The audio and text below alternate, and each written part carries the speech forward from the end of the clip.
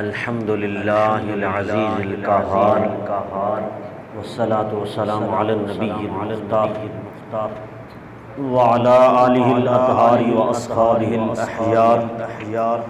اما بعد فاعوذ باللہ من الشیطان الرجیم بسم اللہ الرحمن الرحیم انی وجہت وجہی للذی فطر السماوات والارض حنیفا وما انا من المشرکین اللہ وملائکتہ یصلون علی النبی یا ایھا الذین آمنوا صلوا علیہ وسلموا تسلیما اللہم صل علی سیدنا واصحاب سیدنا ومولانا محمد وبارک وسلم وصل علیہ الصلاۃ والسلام علیک یا رسول اللہ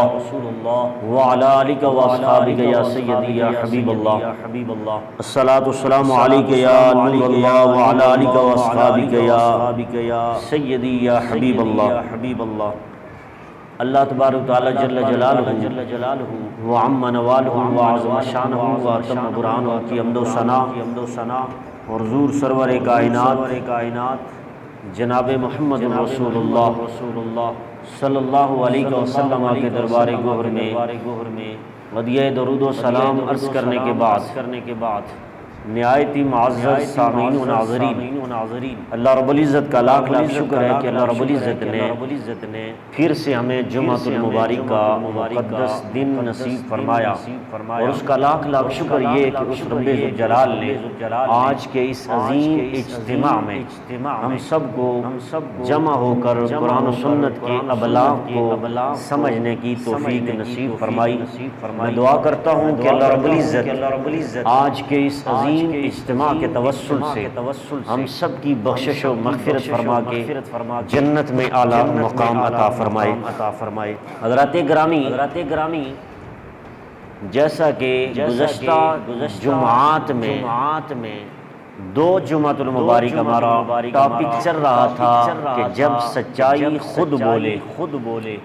تو اس حوالے سے ہماری معروضات گزشتہ جمعۃ المبارک اختتام پذیر ہوئی۔ آج ہمارا نیا ٹاپک جو میرے نبی علیہ الصلوۃ والسلام کے جد اعلیٰ ہیں، جن کی پوری زندگی ابتلائی امتحان میں آزمائش میں گزری اور وہ خود بھی نبی ہیں اور ان کا بیٹا بھی نبی ہے۔ اس لیے آج میرا موضوع ہے سیدنا ابراہیم علیہ السلام کی آزمائش۔ ابراہیم علیہ السلام کی آزمائش یہ وہ پیغمبر ہیں کہ جن پر بڑی مصیبتیں اتری، بڑی آزمائشیں اتری، بڑے امتحان میں انہیں رکھا گیا، لیکن ریزلٹ فصبر جمیل کی صورت میں۔ ان الذین آمنوا وعملوا الصالحات وتواصوا بالحق وتواصوا بالصبر کی صورت میں۔ ان الذین قالوا ربنا اللہ ثم استقاموا تتنزل علیہم الملائکہ کی صورت میں۔ ولا تقولوا لمن يقتل في سبيل الله اموات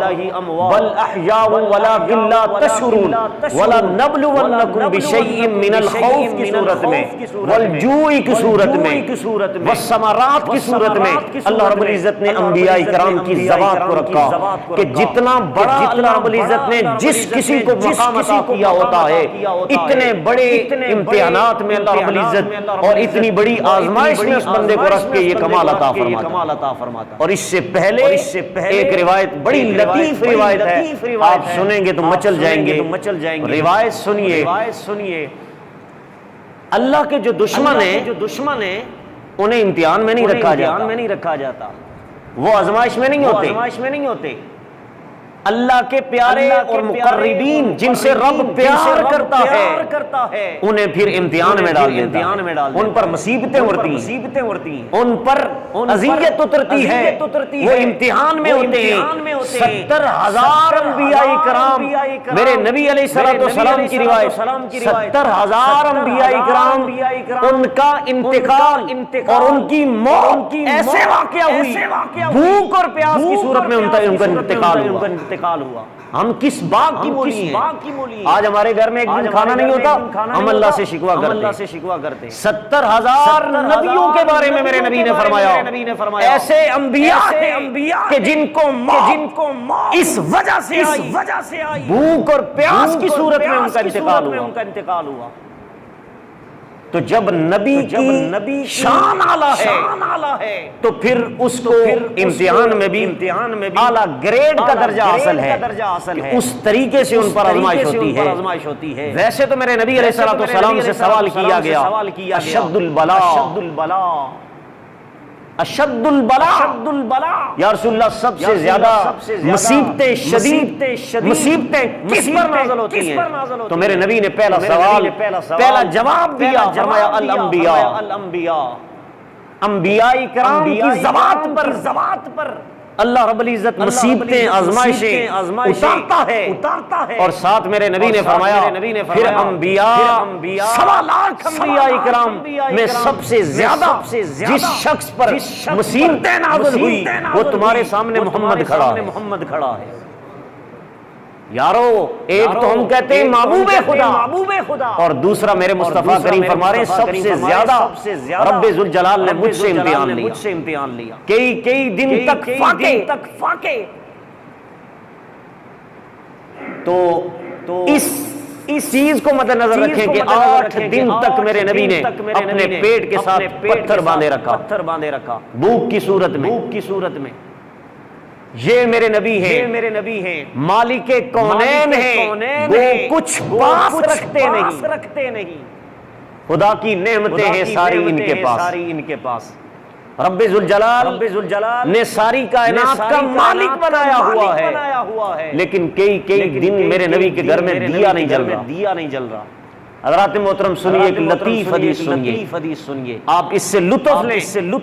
لیں، سبق لیں۔ فرعون سب سے بڑا دشمن ہے رب ذوالجلال کا، اس نے دعوی الہ کیا، رب ہونے کا دعویٰ کیا، خدا ہونے کا دعویٰ کیا، رب بننے کی کوشش کی۔ یہ کتنا بڑا دشمن ہوگا میرے رب کا؟ کتنے برس تک اس نے دعوی خدا کیا۔ مفسرین نے لکھا 500 سال اس نے دعوی الوہیت کیا، رب ہونے کا دعویٰ کیا، الہ ہونے کا دعویٰ کیا، میں رب ہوں اور ویسے عام رب نہیں، فرمایا اعلیٰ رب ہوں۔ اب دیکھیں 500 سال تک جس اللہ نے فرعون کو ڈیل دی، اتنے عرصے وہ رب کی نافرمانیاں کرتا رہا اور اس حال میں کرتا رہا، جھوٹا خدا بنا رہا۔ 500 سال میں سے 250 سال کتنے 250 سال میں وہ کانٹوں پہ چلتا تھا۔ کس پہ چلتا تھا؟ کانٹوں پہ چلتا تھا۔ تو چاہیے تو یہ تھا جو بندہ کانٹوں پہ چلے، کانٹے اس کے پاؤں میں لگے، لیکن رب نے اس کو ڈیل کتنی دی ہوئی تھی؟ 250 سال کانٹوں پر ننگے پاؤں چلنے والا فرعون، اسے ایک کانٹا بھی نہیں چبھتا تھا۔ فرشتے حیران ہیں، رب کی بارگاہ میں عرض کرتے مولا پہلے ہی تو نے اسے ڈیل دی رکھی ہے اور یہ اتنے بڑے کام کرتا ہے، رب کا دعویٰ کر بیٹھا، خدا ہونے کا دعویٰ کر بیٹھا، اور اب بھی تجھے اسے تکلیف نہیں دے رہا، یہ کانٹوں پہ چلتا ہے، چاہیے تو یہ کہ کانٹے اس کے پاؤں میں چبھیں، لیکن 250 صدیاں وہ کانٹوں پہ چلتا ہے لیکن پھر بھی ایک کانٹا بھی اس کے پاؤں میں نہیں چبھتا۔ رب نے فرمایا اے میرے فرشتوں میں نے اسے مہلت دی ہوئی ہے کیا دی ہوئی ہے مہلت دی ہوئی ہے تو اس سے یہ پتہ چلا جس کو رب مہلت دیتا ہے وہ نافرمان بردار ہوتا ہے اللہ کا نافرمان ہوتا ہے اللہ کا دشمن ہوتا ہے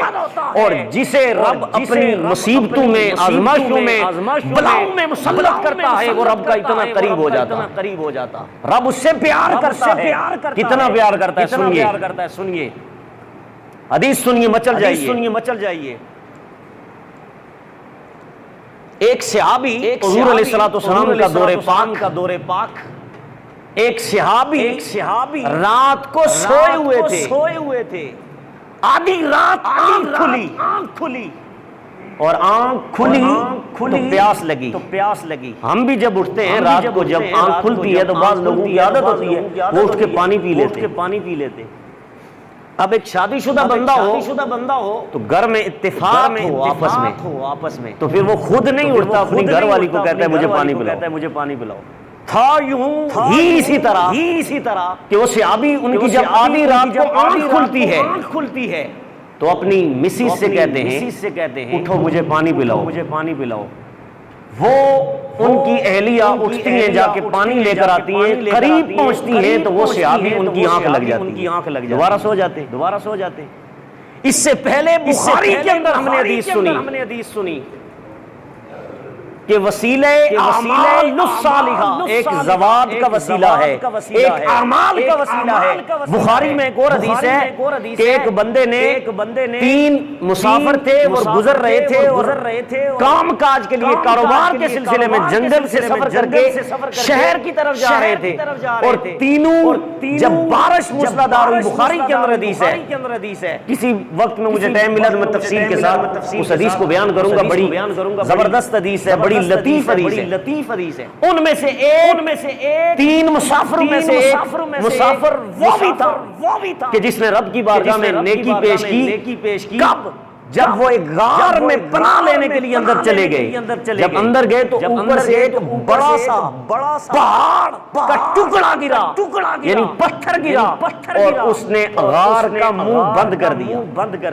اب آج کے دور میں تو موبائل ہے اس دور میں موبائل تو ہوتا نہیں تھا کہ رابطہ کیا جائے ہم فلاں پہاڑی کے نیچے دب چکے ہیں غار کے اندر پھنس گئے ہیں کوئی کرین منگائی جائے اور اس کو ہٹایا جائے ہم باہر نکلے وہ اس دور نہ باہر والوں سے رابطہ نہ اندر والوں سے رابطہ بارش موسلادھار کی صورت میں بچنے کی صورت میں انہوں نے جب پناہ لی تو ان 3 بندوں نے رب کی بارگاہ میں اپنی 3 پوری زندگی ہر بندے نے ایک نیکی جس نیکی پر ان کو اطمینان تھا کہ یہ ہماری نیکی رب کی بارگاہ میں مقبول ہے ایک نیکی پوری زندگی کی رب کی بارگاہ میں پیش کرتے ہوئے کہا کہ ہم نے یہ نیکی کی تھی مولا اس نیکی کو اگر تم نے قبول کر لیا تو اس پتھر کو تھوڑا سا ہٹا پہلے نے جب نیکی بیان کی پتھر تھوڑا سا ہٹا لیکن نکلنے کی صورت نہیں تھی روشنی اندر آ گئی تھوڑا سا اطمینان قلب ہوا تھوڑی دیر بعد دوسرے نے نیکی پیش کی رب کی بارگاہ میں عرض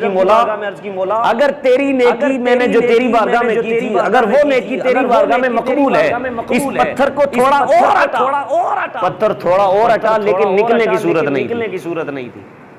تیسرے نے نیکی بیان کی مولا میں رات کو اپنی ماں کے پاس تھا مجھے ماں نے کہا پانی پلاؤ میں پانی پلانے کے لیے اپنی ماں کے قریب ہوا ماں کی آنکھ لگ گئی صبح فجر کے وقت ماں جب نماز کے لیے جاگی تو میں سامنے کھڑا تھا مولا یہ اگر نیکی تیری بارگاہ میں مقبول ہے اس پتھر کو ہٹا تاکہ ہم باہر نکلے تو اس تیسرے نے جب رب کی بارگاہ میں بخاری کی حدیث ہے میرے نبی نے فرمایا اس نے رب کی بارگاہ میں جب نیکی اعمال الصالحہ وسیلہ اعمال الصالحہ نیکیوں کا وسیلہ رب کی بارگاہ میں پیش کرنا یہ بھی جائز ہے شریعت کے اندر تو انہوں نے جب اعمال الصالحہ وسیلہ اعمال الصالحہ پیش کیا تو اللہ رب الجلال نے اس پتھر کو ہٹا دیا تینوں باہر نکل آئے اس سے پہلے تو ہم سنتے تھے کہ والدین کے ساتھ اس طرح کا سلوک کرنے سے رب خوش ہوتا ہے رب کی بارگاہ میں نیکیاں قبول ہوتی ہیں جس طرح بایزید بسطامی جو اللہ کے بہت بڑے ولی ہیں، ان کے بارے میں بھی یہی آتا ہے کہ رات کو اٹھے، ماں نے پانی طلب کیا، دودھ کا پیالہ ایک روایت کے اندر آتا ہے اٹھا کے ماں کے قریب پہنچے اور ماں کی آنکھ لگ گئی، صبح ماں کی آنکھ کھلی، رب کی بارگاہ میں عرض کی مولا میں اس پہ راضی ہو گئی ہوں، تو بھی اس پہ راضی ہو جا۔ رب نے اسی وقت ولایت عطا کر دی۔ یہ تو پہلے ہم نے سنا تھا کہ ماں کی خدمت سے یہ مقام ملتا ہے، آؤ میں جو حدیث سنانے لگا ہوں اس سے سنیے۔ صحابی رسول جب رات کو ان کی آنکھ کھلتی ہے تو پانی کس سے مانگتے ہیں؟ مسز سے، اپنی گھر والی سے۔ گھر والی جب پانی لے کر آتی ہے وہ اتنی فرما بردار، آج کل کی نافرمان عورتیں، اب دیکھیں گھر میں طرح طرح کے سکینڈل، طرح طرح کی کہانیاں ہیں کہ جی میری گھر والی نہیں سنتی، کہیں گھر والا نہیں سن رہا ہوتا۔ تو یہ بھی ایک ٹاپک رکھوں گا انشاءاللہ میں اس کو تفصیل کے ساتھ بیان کروں گا۔ لیکن کیا معاملہ ہوا؟ آج تو دور ایسا ہے کہ عورت مرد بن رہی ہے، مرد عورت بن رہا ہے۔ کوشش کر رہے ہیں دونوں کوشش کر رہے ہیں۔ شوہر جو تھے وہ کوشش کر رہے ہیں میں بیوی بن جاؤں، اور بیوی کوشش کر رہی ہے میں شوہر بن جاؤں۔ صورتحال ہر گھر میں ہے، ہر گلی میں یہی معاملہ ہے۔ لیکن اس دور کی عورتوں پہ قربان ہو جائیں، کاش ہماری عورتیں ان کی سیرت پر عمل کرتی، آج ہمارے گھر میں یہ طلاقوں کا سلسلہ نہ ہوتا، آج ناچاکیاں نہ ہوتی، جھگڑے نہ ہوتے، فساد نہ ہوتے۔ کیا ہوا؟ رات کو وہ اہلیہ اٹھی اور پانی لے کر اپنے شوہر کے بسترے کے قریب آئی، پانی ہاتھ میں رکھا ہوا تھا، آنکھ لگ گئی گھر والے کی، صحابی رسول کی آنکھ لگی۔ صبح فجر تک اللہ کی بندی نے پانی ہاتھ میں اٹھائے رکھا۔ اتنی اطاعت گزار عورت، صبح جس وقت گھر والے کی آنکھ کھلتی ہے صحابی رسول کی، دیکھتے ہیں سامنے ان کی گھر والی ہاتھ میں گلاس لے کر 3 4 5 گھنٹے غالباً گزر گئے، اتنے خوش ہوئے اپنی اہلیہ پر، اتنے خوش ہوئے کہ مولا تیرا لاکھ لاکھ شکر کہ مجھے تو نے ایسی عورت عطا کی ہے کہ جس کا لگتا ہے مجھے کہ جنت بھی میرے ساتھی بنے گی۔ اور یاد رکھیے میرے نبی نے خود فرمایا کہ جس شخص کو دنیا میں اطاعت گزار اور فرما بردار عورت مل گئی، سمجھو کہ اس کو جنت کی ایک چیز دنیا میں مل گئی، اور یہ اس کے جنتی ہونے کی دلیل ہے۔ اتنے خوش ہوئے صحابی رسول، روایت کے اندر آتا ہے کہ خوش ہو کر کہا آج تو جو مانگے گی میں وہ تجھے دے دوں گا۔ کبھی آپ نے بھی ایسا کہا؟ میرے نبی نے فرمایا سنو میرے نبی کے امتیوں کلمہ پڑھنے والوں سنو، میرے نبی نے فرمایا ہماری وہ بیوی جس میں 100 خامیاں ہیں۔ کتنی 100 میں سے 99 کرنے، 100 میں سے 99 خامیاں ہیں، لیکن تمہیں اس کے اندر ایک خوبی تو ہے نا، تم اس کی ایک خوبی دیکھ کر خامیاں معاف کر دیا کرو، کیونکہ یہ ٹیڑھی پسلی سے پیدا ہوئی عورت، اور اس کو سیدھا جب بھی کوشش کرو گے کرنے کی یہ ٹوٹ جائے گی، جڑم ہوگی۔ اس لیے میرے نبی علیہ السلام کی یہ صحابی اتنے خوش ہوئے، کہنے لگے آج تو جو مانگے گی میں تجھے عطا کر دوں، اتنی نیک وہ مجھے بھی منظور ہوگا، تجھے بھی ہونا چاہیے۔ اللہ میرے مصطفیٰ کریم کے غلاموں، صبح سورج نکلا، طلوع ہوا سورج، دونوں میاں بیوی میرے نبی کی بارگاہ میں چل نکلے۔ راستے میں وہ صحابی جن کی اتنی اطاعت کرنے والی بیوی وہ بھی ساتھ ہے، اچانک راستے میں ان کا پاؤں ایک پتھر کے ساتھ اٹک گیا۔ جب اٹک گیا تو منہ کے بل نیچے گرے، سر بھی زخمی، ہاتھ بھی زخمی، گھٹنے بھی زخمی، پاؤں بھی زخمی، لہو لہان ہو گئے۔ بڑی حالت خراب ہو گئی. وہ صحابیہ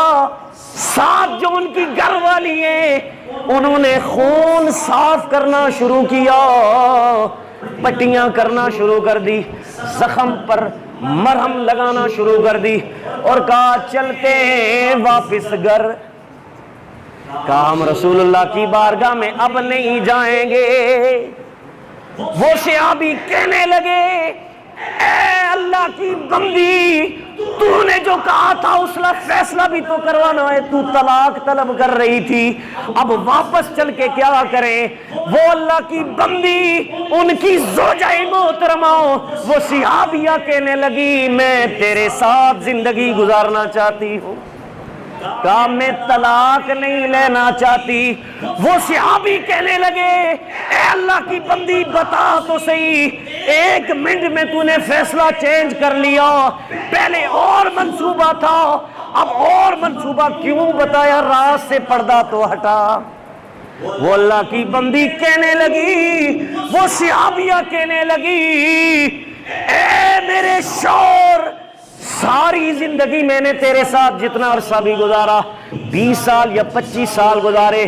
کبھی تیرے گھر میں کوئی پریشانی نہیں آئی، کوئی بلا نہیں آئی، کوئی مصیبت نہیں آئی. میں یہ سمجھ بیٹھی تو اللہ کا دشمن ہے، اللہ تجھ سے ناراض ہے، لیکن آج جب تجھ کو چوٹ لگی، تجھ پر مصیبت نازل ہوئی، تجھے درد ہوا، تجھے کرب ہوا، میں سمجھ بیٹھی کیونکہ میرے نبی نے فرمایا تھا اللہ اس سے پیار کرتا ہے جس پر مصیبتیں نازل ہوتی.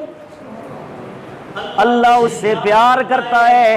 جس پر رب مصیبتیں نازل فرماتا ہے. آج میں سمجھ بیٹھی کہ رب تجھ سے بھی پیار کرتا ہے.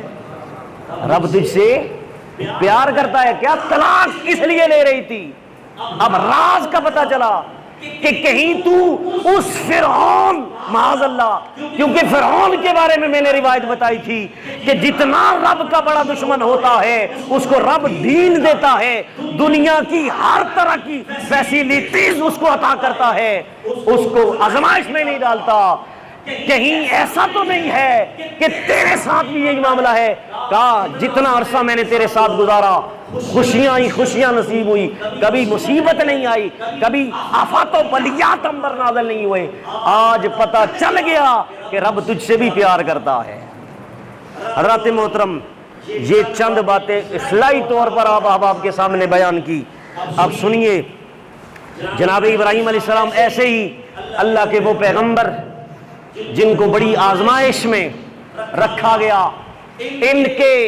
بیٹوں کی قربانی کو رب ذوالجلال نے مانگا کہ ہم تمہاری اولاد کی قربانی مانگتے ہیں. یارو آج بڑی بڑی قربانیاں بندہ دے سکتا ہے، لیکن آج یہ بڑا احسان ہے رب ذوالجلال کا کہ ابراہیم علیہ السلام نے اپنے بیٹے کی قربانی دی، لیکن اگر قربانی اسی طرح بیٹا ان کا ذبح ہو جاتا تو قیامت تک ہمیں بھی بیٹے ذبح کرنے ہوتے. لیکن رب ذوالجلال نے اس آزمائش سے بچایا. اس امت پر احسان ہوا کہ آج اگر نبی کی بات اس طرح ہو جاتی کہ بیٹوں کو ذبح کر دیا جاتا تو نبی کی بات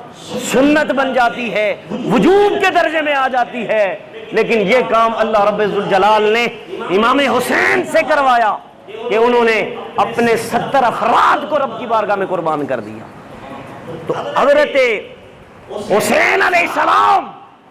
جو میرے نبی کے نواسے ہیں، ان کو یہ شرف عطا اس لیے کیا کہ غیر نبی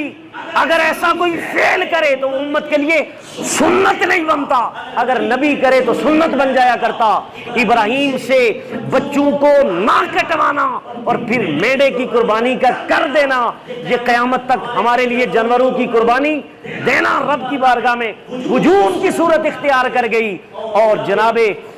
حضرت حسین علیہ السلام کو اللہ رب العزت نے یہ قربانی کا جو، کیونکہ قربانی کی ابتدا ذوالحجہ میں ہوئی ہے اور اختتام محرم میں ہوا ہے. اختتام محرم میں ہوا، ذوالحجہ آخری مہینہ ہے اسلام کا، اور محرم پہلا مہینہ ہے۔ پہلے مہینے میں جا کر اس قربانی کی جو ہے نا اختتام ہوا کہ حضرت حسین نے 70 افراد اپنے نفوس قدسیہ کو رب کی بارگاہ میں پیش کر کے قربانی ادا کر کے یہ بتا دیا کہ میرے نانے کے جد اعلیٰ جناب ابراہیم خلیل اللہ، وہ ابراہیم خلیل اللہ جن کے پاس آزمائش کی صورت میں ایسا ہوا سنیں اور مچل جائیں، یہ وہ ابراہیم علیہ السلام ہیں۔ فرشتوں کو رب ذوالجلال نے انسانی شکل میں بھیجا، ان کے پاس آئے اور آ کر کہنے لگے ابراہیم تمہارے 12,000 ریوڑ ہیں۔ کتنے؟ مویشیوں کے، یہ جو منڈی ہوتی ہے نا، منڈی بکرا منڈی، یہ جہاں پہ جانور ہوتے ہیں، یہ بارگوں میں بھی ہے، اسی طرح 12,000 ریوڑ تھے، اور 12,000 ریوڑ جو تھے ان کے آگے 12,000 کتے تھے۔ کتنے؟ 12,000 کتے، اور 12,000 کتوں کے گلے میں 12,000 پٹے تھے، اور 12,000 پٹوں کے اندر 100 مسکال کا سونا لگا ہوا تھا۔ علامہ معین الدین کاشمی نے معارج النبوہ کی دوسری جلد صفحہ 536 پر لکھا، اتنی فراوانی، اتنا مال دیا ہوا تھا، لیکن فرشتے امتحان لینے کے لیے آ گئے، آ کر کہنے لگے اے ابراہیم ہم تجھے رب کا ذکر سنانا چاہتے ہیں، ان کے بدلے میں تو ہمیں کیا دے گا؟ ان کے بدلے میں تو ہمیں کیا دے گا؟ جناب ابراہیم علیہ السلام نے فرشتوں سے کہا اے اللہ کے بندو، انسانی شکل میں فرشتے سامنے موجود، اے اللہ کے بندو جو بھی تم طلب کرو گے میں تمہیں دے دوں گا، 12,000 ریوڑ کا تیسرا حصہ تمہیں دے دوں گا، صرف تم مجھے میرے سامنے میرے رب کا ذکر کرتے رہو۔ فرشتوں نے ذکر کرنا شروع کر دیا۔ وہ جو ریوڑ کا تیسرا حصہ تھا، 4 تیا 12، 3 مرتبہ وہ ریوڑ بھی ان کو دے دیا گیا۔ اب ریوڑ بھی چلا گیا، ان کے پاس جو مال تھا، فرشتے پھر کہنے لگے اور بھی کچھ رب کا ذکر سنائیں یا کہ نہیں؟ اللہ کی عزت کی قسم، ابراہیم علیہ السلام ان فرشتوں سے کہنے لگے ہاں اور مجھے رب کا ذکر سناتے جاؤ، اب عشق کی مستی تو اب مجھے چڑھی ہے، مجھے تو لطف آ رہا ہے، رب کا ذکر سناتے جاؤ۔ یہاں سے یہ بھی دلیل پتا چلی کہ رب کا قرآن، رب کا ذکر کر کے یہ جو پیسے لٹائے جاتے ہیں یہ نبی ابراہیم علیہ السلام کی سنت ہے۔ وہ ہدیہ طلب کر رہے تھے، فرشتے ڈیمانڈ کر رہے تھے ذکر کریں گے ہمیں اجرت ملے گی۔ اب انہوں نے ذکر کرنا شروع کیا، ریوڑ بھی ختم ہو گئے، اب معاملہ پیسوں تک آ گیا، درہم تک آ گیا، دینار تک آ گیا، سارے دینار اور درہم بھی فرشتوں کے قدموں میں رکھ دیے۔ فرشتوں نے کہا ابراہیم اب تم صرف اکیلے رہ چکے ہو، اب تمہارے پاس کوئی مال پونجی نہیں ہے، اب ہم کیا کریں؟ اب ابراہیم علیہ السلام نے کہا اکیلی میری جان ہے لیکن پھر بھی میں رب کا ذکر سننا چاہتا ہوں، ایسا کرو مجھے رب کا ذکر سناتے چلو، رب کا ذکر کرتے چلو، کیونکہ میرا وہ حبیب ہے اور اس کا ذکر سن کر مجھے سکون ملتا ہے، اس لیے تم ایسا کرو میں تمہارا نوکر بن جاتا ہوں، تمہاری خدمت کرنے کے لیے حاضر ہوں، ساری زندگی جب تک میں زندہ رہوں میں تمہاری نوکری کرتا رہوں گا، بس تمہاری ڈیوٹی یہ ہے تم رب کا ذکر سناتے جاؤ۔ حضرات محترم، یہ وہ ابراہیم ہیں جنہوں نے رب سے ایسی لو لگائی کہ پھر اپنا مال و دولت سب رب کی بارگاہ میں قربان کر دیا۔ حضرات محترم، اللہ رب العزت سے دعا ہے کہ اللہ پاک ہمیں ابراہیم علیہ السلام کی اس آزمائش اور ابتلا